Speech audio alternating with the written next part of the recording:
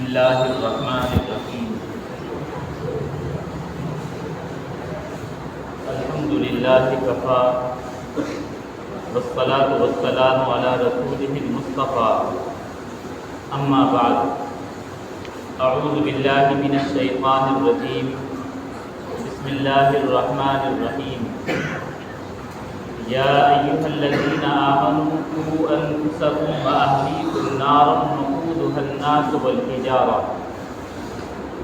وقال تعالی اذ قال لبنیہ ما تعبدون من بعدی قالوا نعبد الہک والہ آبائک ابراہیم واسماعیل واسحاق الہا واحدا ونحن له مسلمون صدق اللہ العظیم وقال النبی صلی اللہ علیہ وسلم الا کلکم راع وکلکم مسئولون عن رعیتہ او کما قال علیہ الصلاۃ والسلام۔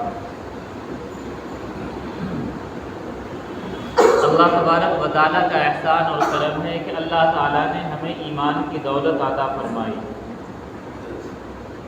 اللہ نے دنیا کا نظام اس طریقے پر جاری رکھا، یہ اپنی عادت شریفہ جاری فرمائی کہ اللہ نے پہلے حضرت آدم علیہ السلام کو پیدا فرمایا اور حضرت آدم علیہ السلام سے حضرت حوا کو پیدا فرمایا، اور پھر دونوں کے تعلق سے نسل انسانی شروع ہوئی۔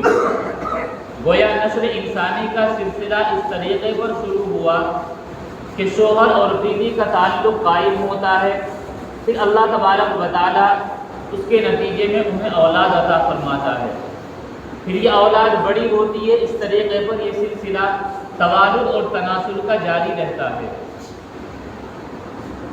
اسی طریقے پر انسانوں کے علاوہ جو جانور دنیا میں رہتے ہیں ان میں بھی توالد و تناسل اسی طریقے پر چلتا ہے، لیکن انسان کو اللہ تعالیٰ نے اشرف المخلوقات بنایا، سب سے اعلیٰ اور اشرف بنایا اپنی مخلوقات میں۔ تو جب انسان اشرف المخلوقات ہے تو اس کو اب اپنے اشرف اور اعلیٰ ہونے کا ثبوت دینا چاہیے۔ اشرف اور اعلیٰ ہونے کا ثبوت یہ ہے کہ یہ جانوروں سے ہٹ کر سلیقے اور طریقے کے مطابق زندگی گزارے، تو انسان اعلیٰ اور اشرف رہتا ہے۔ اور اگر جانوروں کی طرح نہ کھانے کا پتہ رہے، نہ پینے کا پتہ رہے، نہ جسمانی تعلق قائم کرنے کا پتہ رہے، نہ بڑے چھوٹوں میں کوئی فرق اور امتیاز رہے، نہ بڑوں کا ادب نہ چھوٹوں پر شفقت رہے، تو انسانوں میں اور جانوروں میں صرف شکل کا فرق ہے، حقیقی کوئی فرق نہیں۔ اسی لیے حقیقی فرق ہو، اسلام کے اندر اس چیز پر بہت زور دیا گیا۔ اسلامی تعلیمات میں اس چیز کو بہت اچھے طریقے پر سمجھایا گیا۔ قرآن کریم کے اندر اور احادیث مبارکہ کے اندر اللہ کے نبی صلی اللہ علیہ وسلم نے خود اپنے عمل سے بھی اس تربیت کو، اس طریقے کو سمجھایا۔ انسان خود اپنی بھی اصلاح کرے اور خاص طور پر اپنی اولاد کی اصلاح اور تربیت کرے، اسی کو تربیت کہا جاتا ہے۔ قرآن کریم کے اندر بہت سی آیتوں میں اس تربیت پر زور دیا گیا، اور اللہ کے نبی صلی اللہ علیہ وسلم نے بھی اس چیز پر بہت زور دیا۔ جو میں نے قرآن مقدسہ کی آیت پڑھی، اللہ تبارک و تعالیٰ نے فرمایا یا ایھا الذین آمنوا قوا انفسکم واہلیکم نارا وقودها الناس والحجارہ، اے ایمان والو تم جہنم سے بچاؤ، جہنم کی آگ سے بچاؤ، کس کو؟ انفسکم، خود اپنے آپ کو، واہلیکم، اور اپنے گھر والوں کو۔ اور وہ آگ کیسی ہوگی؟ وقودها الناس والحجارہ، ایسی آگ سے بچاؤ اپنے آپ کو اور اپنے گھر والوں کو جس کا ایندھن انسان اور پتھر ہی ہوں گے، لکڑی وغیرہ نہیں لگائی جائے گی، وہ ایندھن ہی انسانوں کو بنایا جائے گا۔ تو اس آیت کے اندر صاف صاف حکم دیا گیا کہ جس طریقے پر اپنی پرواہ کرنا، اپنے آپ کو جہنم کی آگ سے بچانا واجب اور ضروری ہے، اسی طریقے پر اپنی اولاد کو اس آگ سے بچانا، اس آگ سے بچانے کی فکر کرنا، یہ بھی انسان کی، ماں باپ کی خود ذمہ داری ہوتی ہے۔ اور انسان زندگی کے کسی پڑاؤ پر آ جائے، حتیٰ کہ آخری سانسیں بھی گنے، تو ایسے وقت میں بھی اپنی اولاد کی تربیت کی فکر کرنی چاہیے۔ یہ فکر انبیاء علیہ السلام نے اپنی اولاد کی فرمائی، تو اللہ تعالیٰ نے قرآن کریم میں اس فکر کو بیان فرمایا۔ حضرت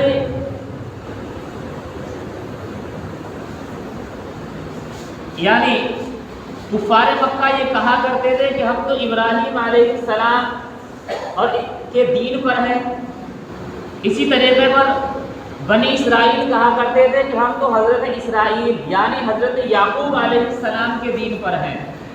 تو اللہ تعالیٰ نے فرمایا کہ ان سے معلوم کرو کہ جب حضرت یعقوب علیہ السلام کا آخری وقت تھا تو انہوں نے اپنے بیٹوں کو بلا کر کیا نصیحت کی تھی، اس نصیحت کو قرآن کریم نے بیان فرمایا کہ آپ معلوم کرو ام کنتم شہداء اذ حضر یعقوب الموت، کہ جب یعقوب علیہ السلام کو موت آ رہی تھی کیا تم وہیں بیٹھے تھے؟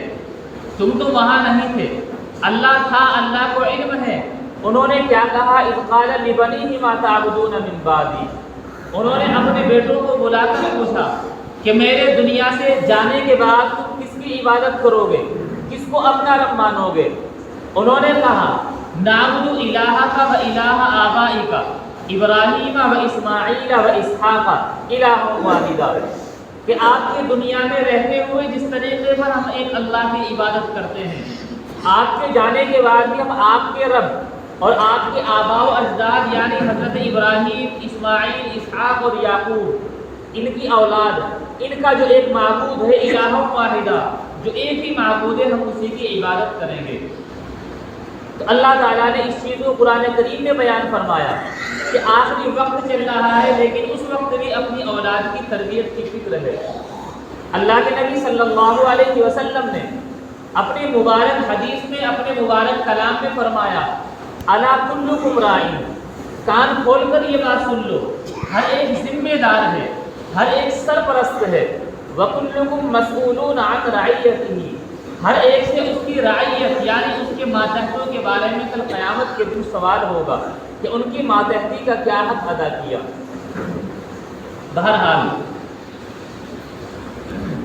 والدین کے اولاد پر جو حقوق عائد ہوتے ہیں، جو حقوق ذمے میں ہوتے ہیں، ان میں سب سے بنیادی اور اہم حق یہ ہے کہ والدین اپنی اولاد کی دینی تعلیم اور تربیت کی فکر کریں۔ یہ بات جاننی چاہیے کہ مذہب اسلام عصری تعلیم کے بالکل خلاف نہیں ہے، نہ عصری تعلیم اور دنیاوی تعلیم سے انکار کرتا ہے، لیکن اس بات پر یقیناً زور دیتا ہے کہ چونکہ عصری تعلیم آپ کی دنیا میں کام آنے والی ہے وہ تو سیکھنی چاہیے، آپ کی ضرورت ہے، لیکن آپ کی دینی تعلیم وہ آپ کے ہمیشہ کام آئے گی، دنیا میں بھی رہنمائی ہوگی، صحیح راہ حاصل ہوگی، اور قیامت کے دن وہی قرآن اور حدیث کی تعلیم ہی آپ کے لیے نور بنے گی۔ اس لیے اہم تعلیم اور اہم حق بتلایا کہ والدین اپنے اولاد کی دینی تعلیم اور صحیح تربیت کی فکر کریں، لیکن یہ اسی وقت ممکن ہے جب ہم خود ہمارے ذہنوں میں بھی مذہب اسلام کی اہمیت اور عظمت ہو، اور اگر ہمارے ذہنوں میں صرف مذہب اسلام اس حد تک ہو کہ دنیا میں بہت سے مذہب، بہت سے ریلیجن ہیں، بس قدرت کا طریقہ رہا کہ ہم ان میں پیدا نہ ہو کر اس میں پیدا ہو گئے، اگر صرف اس نظریے سے دیکھتے ہیں تو ہم اپنی اولاد کی کوئی تربیت نہیں کر سکتے، اور اگر اس نظریے سے دیکھتے ہیں کہ ہم پر یہ اللہ تعالیٰ کا احسان اور کرم ہے کہ اللہ نے اپنے اس دین کے اندر وہ دین ہمیں عطا کیا جس کو خود فرمایا ان الدین عند اللہ الاسلام، کہ اللہ کے نزدیک پسندیدہ جو دین ہے، پسندیدہ جو مذہب ہے وہ دین اسلام ہی ہے، تو اللہ نے ہمیں وہ دین دے کر احسان فرمایا۔ اگر مذہب اسلام کی عظمت اور اہمیت ہمارے دلوں میں ہوگی تب یقیناً یہ عظمت اہمیت ہم اپنی اولادوں کو بھی دے پائیں گے، مذہب اسلام کے مطابق تعلیم اور تربیت ہم اپنے بچوں کو کر پائیں گے۔ اور اگر مذہب اسلام کی کوئی عظمت اور اہمیت ہمارے دل میں نہیں، بلکہ بسا اوقات جیسے آج کل کے دور میں بہت سی اسلامی تعلیمات کو حقیر سمجھ بیٹھتے ہیں، تو یہ خطرے سے خالی نہیں بلکہ خاتمہ بالایمان ہونے کی کوئی امید نہیں کی جا سکتی، کیونکہ اللہ تبارک و تعالیٰ کی پسندیدہ دین کو اگر ہم حقیر سمجھیں اس کا مطلب ہماری پسند وہ نہیں ہے جو اللہ تبارک و تعالیٰ کی پسند ہے، تو یقیناً یہ گمراہی کی دلیل ہے۔ بہرحال ہم اپنی اولاد کی صحیح تعلیم کی فکر کریں اور صحیح تعلیم میں دینی تعلیم مقدم رکھیں. ہماری اولاد کو اللہ اور اس کے رسول کا علم ہو، قرآن صحیح پڑھنا جانے، اور جتنے مذہب اسلام کی بنیادی تعلیم اور فرائض و احکام ہیں اس کو صحیح طریقے پر ہماری اولاد اور نسل جاننے والی ہو.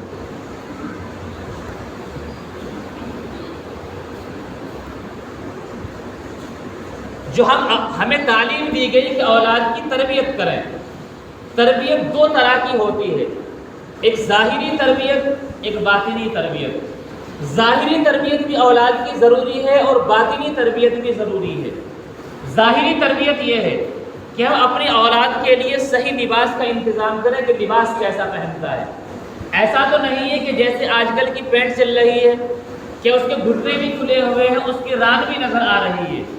اگر وہ نماز پڑھنے جانا بھی چاہے تو اس کا لباس اسے روک دے گا کہ جب تم نماز کہاں پڑھ لو گے جب تمہارا سطر کھلا ہوا ہے. یہ ظاہری لباس بھی. اسی طریقے پر اپنی اولاد کے لیے صحیح کھانا پینا، اس پر ہم غور کریں کہ ہماری اولاد صحیح کھانے پینے میں کیا پسند کرتی ہے. صحیح حلال کھلائیں، حلال چیزیں کھلائیں، اور ایسی چیزیں جن سے ان کی صحت بہتر رہے ایسی چیزیں کھلائیں، نہ ایسی چیزیں کہ جن سے صحت میں خلل اور نقصان ہو. یہ ظاہری تربیت. ظاہری تربیت میں یہ بھی چیز شامل ہے، ہم یہ دیکھیں کہ ہماری اولاد کس طرح کے لوگوں سے ملنا جلنا پسند کرتی ہے، اس کے دوست کس طرح کے ہیں. اس لیے کہ دوست اگر غلط بنائے ہیں تو اگرچہ ہماری اولاد اس وقت غلط نہ ہو لیکن ان لوگوں کی غلط صحبت انہیں غلط بنا دے گی. یہ ظاہری تربیت میں شامل ہے. اس ظاہری تربیت کا بھی لحاظ رکھیں اور باطنی تربیت کا بھی لحاظ رکھیں. باطنی تربیت یہ ہے کہ صحیح عقیدہ اور صحیح اخلاق اپنی اولاد کو سکھلائیں.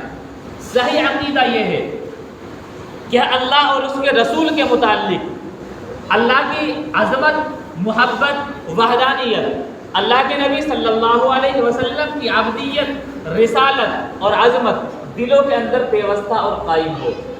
اور صحیح اخلاق اپنی اولاد کو سکھلائیں.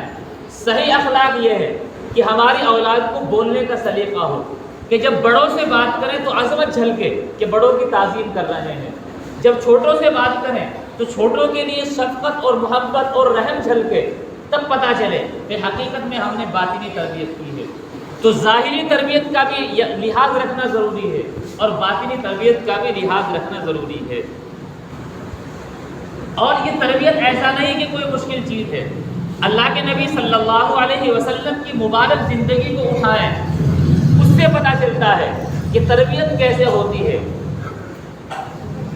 اللہ کے نبی صلی اللہ علیہ وسلم کی ایک بیوی ہے حضرت ام سلمہ رضی اللہ عنہا. یہ پہلے حضرت ابو سلمہ کے نکاح میں تھی. حضرت ابو سلمہ سے ان کا ایک بیٹا تھا عمرو، حضرت عمرو. تو خود حضرت عمرو ابن ابی سلمہ رضی اللہ عنہ بیان کرتے ہیں کیا انداز تربیت اللہ کے نبی صلی اللہ علیہ وسلم کا. چونکہ یہ حضرت ام سلمہ کے ساتھ آ گئے تو اللہ کے نبی صلی اللہ علیہ وسلم کے ساتھ کھانا کھانے بیٹھے. اللہ کے نبی صلی اللہ علیہ وسلم نے اسی پیالے میں شریک کیا جس پیالے میں آپ کھا رہے تھے. تو آپ کے عمل سے شفقت جھلکی. تو یہ شفقت ہمارے اندر ہونی چاہیے. اور خود فرماتے ہیں حضرت عمرو ابن ابی سلمہ رضی اللہ عنہ کہ جب میں کھانا کھا رہا تھا تو برتن میں میرا ہاتھ کبھی ادھر جا رہا تھا. تو اللہ کے نبی صلی اللہ علیہ وسلم نے مجھ سے فرمایا اے لڑکے، اللہ کا نام لو، دائیں ہاتھ سے کھاؤ اور اپنے سامنے سے کھاؤ. اتنی مختصر انداز میں ایسی نصیحتیں فرما دی. سب سے پہلے کہ اللہ کا نام لے کر کھاؤ، دوسرا یہ ہے کہ اپنے سامنے سے کھاؤ، ادھر ادھر نہ کھاؤ، یہ کھانے کی سنت ہے. تیسرا یہ ہے اللہ کا نام لے کر کھاؤ، اپنے سامنے سے کھاؤ.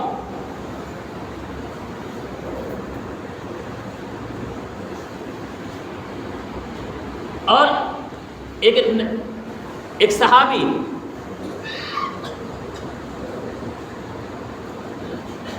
اسی طریقے پر ایک صحابی بیان فرماتے ہیں کہ اللہ کے نبی صلی اللہ علیہ وسلم ہمارے گھر تشریف لائے.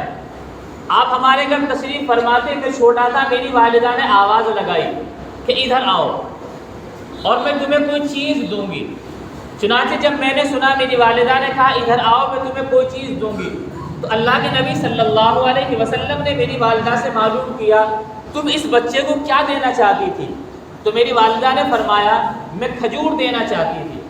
تو اللہ کے نبی صلی اللہ علیہ وسلم نے فرمایا اگر تم اسے کچھ نہ دیتی تو تمہارے نامہ اعمال میں جھوٹ لکھا جاتا۔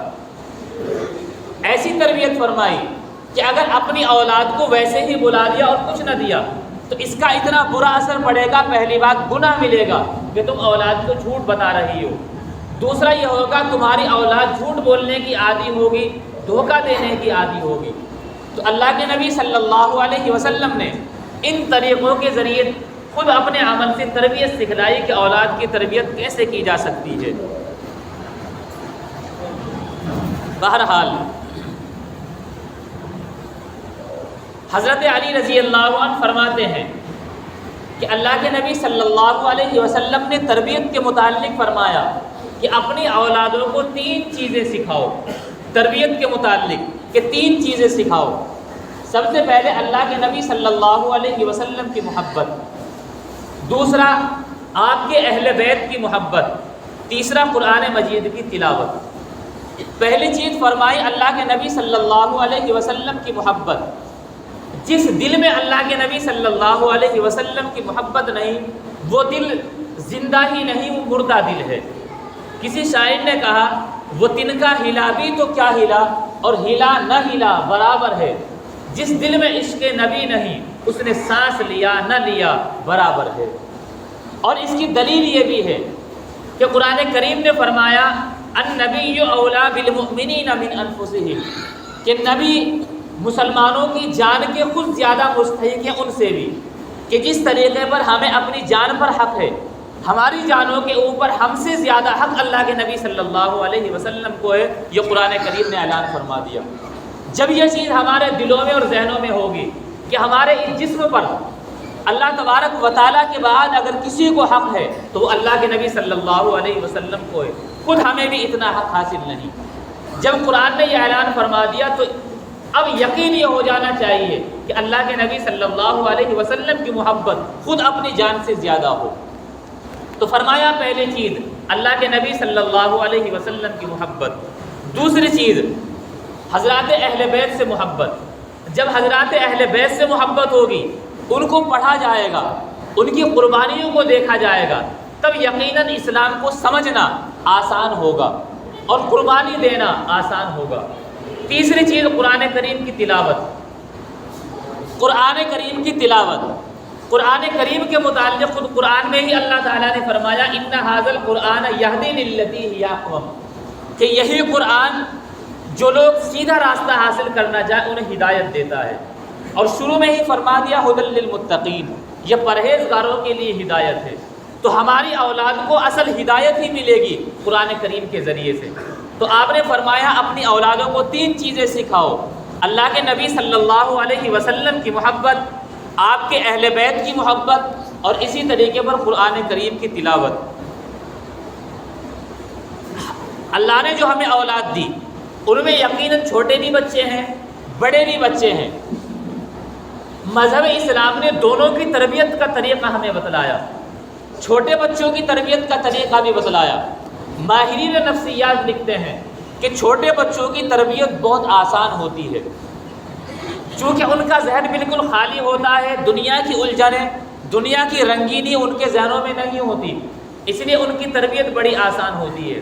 اتنی آسان ہوتی ہے کہ خود اللہ کے نبی صلی اللہ علیہ وسلم نے فرمایا کل مولود یولد علی الفطرہ وابواہ یحودانہ او ینصرانہ او یمجسانہ، کہ ہر بچہ فطرت اسلام پر پیدا ہوتا ہے، یعنی اس کے اندر وہ سلیقہ ہوتا ہے کہ وہ مذہب اسلام کو قبول کر لے، لیکن اس کے ماں باپ اسے یا تو یہودی بنا لیتے ہیں، یا عیسائی بنا لیتے ہیں، یا مجوسی بنا لیتے ہیں۔ حالانکہ آپ نے دیکھا ہوگا ماں باپ کبھی اولاد کو لے کر نہیں بیٹھتے کہ بیٹا آج تم یہودی بنو، یہودیت کا یہ سبق پڑھو، ایسا نہیں، بلکہ وہ پیدا فطرت اسلام پر ہوا۔ اس نے اپنے ماں باپ کو دیکھا، باپ کو اگر دیکھا کہ باپ 5 وقتہ مسجد میں جاتا ہے تو بچے کو لگن پیدا ہوگی مسجد میں جائے گا۔ باپ کو اگر بیٹے نے اگر دیکھا میرا باپ مورتی پوجا کرتا ہے تو وہ اٹھے گا، اسی کو اپنا حق سمجھے گا کہ اٹھنے کے بعد مورتی پوجا میرا حق ہے۔ آپ کی پوجا کرتے ہوئے دیکھا تو وہ یہی سمجھے گا۔ تو ماں باپ نے اپنے عمل اور اپنے کردار سے اپنے بیٹوں کو یہودی، مجوسی، عیسائی کچھ بھی بنا لیا۔ تو اولاد کی تربیت میں ماں باپ کا پہلا کردار ہوتا ہے کہ وہ خود اپنی تربیت کریں۔ اگر ماں باپ اولاد اپنے ماں باپ کو دیکھے کہ صبح میرے ماں باپ قرآن کریم کی تلاوت کرتے ہیں، تو اولاد کو کبھی کہنے کی ضرورت نہیں پڑے گی کہ قرآن کریم کی تلاوت کر لیا کرو۔ ایسے ہم نے بہت دیکھے، بہت سی ویڈیو بھی لوگ وائرل کرتے ہیں کہ باپ سورہ رحمان پڑھ رہا ہے، جان بوجھ کر غلطی کی، اور بہت چھوٹی سی معصوم سی بچی پاس میں بیٹھی ہے، اس نے باپ کی غلطی بتائی کہ آپ نے یہ غلط پڑھا ہے۔ یقیناً وہ ماں باپ اپنی اولاد کو قرآن کریم پڑھ کر سناتے ہیں، ایسی تربیت کرتے ہیں، اسی لیے اولاد کی وہ تربیت ہوتی ہے۔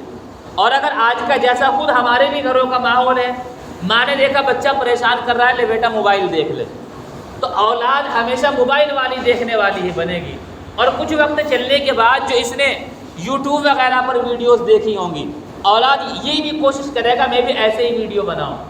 ایسے بہت سے بچوں کے بارے میں آتا ہے کہ بچے نے دیکھا کہ وہ ایسی ویڈیو دیکھی، بڑی تیز تیز بول رہا ہے، کود رہا ہے، اچھل رہا ہے، تو اس نے بھی ایسے ہی کوشش کی۔ پہلے اس طرح کے ناٹکوں کے بارے میں بھی آئی کہ ناٹک دکھایا کہ وہ چھت پہ سے کود گیا، بچے نے دیکھا، اس نے بھی سوچا شاید تیرے پاس یہ شکتی آ گئی، وہ بھی کود گیا۔ یہ تباہی اور بربادی کی طرف اولاد کو ہم لے جاتے ہیں۔ اس وقت ایسا لگتا ہے کہ بچے کو موبائل دے دیا، شاید چپ ہو جائے گا، بڑا اچھا لگے گا، گھر میں سکون ہوگا، لیکن یہ اسی وقت کے لیے ہے، آگے چلنے کے بعد زندگی بھر کا سکون ختم ہوگا۔ تو اولاد کی وہ تربیت ہو جو تربیت کرنے کی اسلام نے تعلیم دی ہے، اس طریقے پر تربیت کی جائے۔ بچے نے اگر گھر کا ماحول دے گا کہ ماں باپ لڑتے رہتے ہمیشہ، میری ماں میرے باپ کے ماں باپ کو گالی دیتی ہے اور میرا باپ میری ماں کے ماں باپ کو گالی دیتا ہے، تو یہ ہمیشہ آگے جھگڑالو بنے گا، یہ باہر جانے کے بعد ماں باپ کی گالیاں ہی دوسروں کو دے گا۔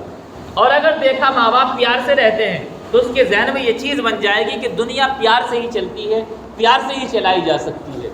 تو اولاد کی یہ تربیت ہے کہ ہم اپنے عمل کے ذریعے اولاد کی تربیت کریں گے، نہ کہ اپنی زبان کے ذریعے۔ دوسری چیز،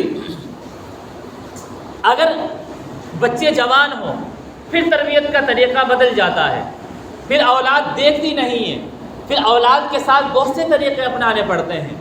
مختصراً وہ طریقے کیا ہیں؟ علماء کرام نے، ماہرین اسلامیات نے لکھا ہے کہ 3 طریقے ہیں، 3 درجے ترتیب وار ہیں جس طریقے پر اولاد کی تربیت کی جا سکتی ہے، نوجوان اولاد کی۔ سب سے پہلی چیز یہ ہے افہام اور تفہیم، اولاد کو پیار سے سمجھایا جائے۔ دوسرا طریقہ یہ ہے زجر اور توبیخ، ڈانٹ ڈپٹ کی جائے۔ تیسرا طریقہ یہ ہے کوئی سزا دی جائے لیکن مارنے کی سزا نہ دی جائے۔ پہلا طریقہ افہام اور تفہیم، سمجھایا جائے، لیکن سمجھانے کا بھی طریقہ یہ ہو کہ اس جو برائی اس نے کی ہے ڈائریکٹ اس کا نام نہ لیا جائے۔ مثلا ایک استاد ایک کلاس میں گیا، اس نے دیکھا ایک بچے نے ایک پرچی پہ گندے الفاظ لکھ کر دوسرے کو دیے تھے، وہ چاہتا کھڑا ہو کر شرمندہ کرتا، مارتا، کچھ بھی طریقہ اپنا سکتا تھا، لیکن اس استاد نے ایک اللہ کے نبی صلی اللہ علیہ وسلم کی حدیث پڑھی کہ وہ شخص مسلمان نہیں ہو سکتا جس کی زبان اور ہاتھ سے اس کے پڑوسی محفوظ نہ ہو، دوسرے لوگ محفوظ نہ ہو، اور زبان میں جس طریقے پر بولنا شامل ہے اسی طریقے پر لکھ کر دینا بھی شامل ہے۔ اس لیے ہم اپنے مسلمان ہونے کا ثبوت دیں، غیر ہونے کا ثبوت نہ دیں۔ چنانچہ جب یہ باتیں تھیں، فوراً اس بچے نے پیریڈ مکمل ہونے کے بعد ٹیچر سے آ کر معافی مانگی کہ جی مجھ سے ہی وہ غلطی ہوئی تھی۔